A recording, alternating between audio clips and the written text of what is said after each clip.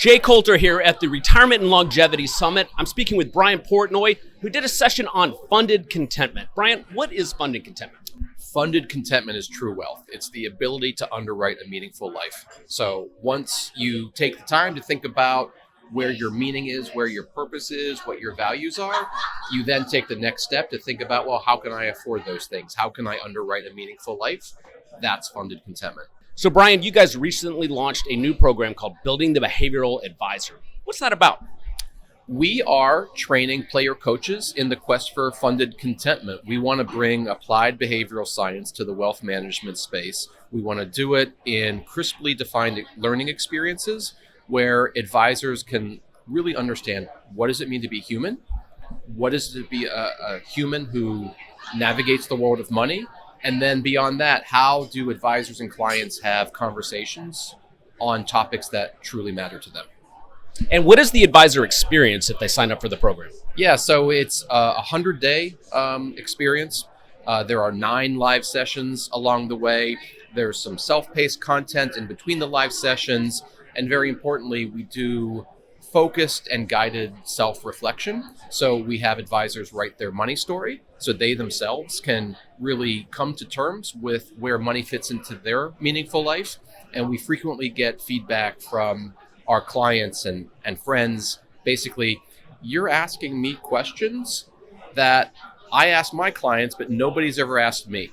And that ends up being quite transformative to them. We like to, position it as an opportunity for self-growth that then translates into a bunch of great professional benefits. Where can advisors learn more about the program? Yeah, so our website is shapingwealth.com. There's a tab, BTBA, Building the Behavioral Advisor.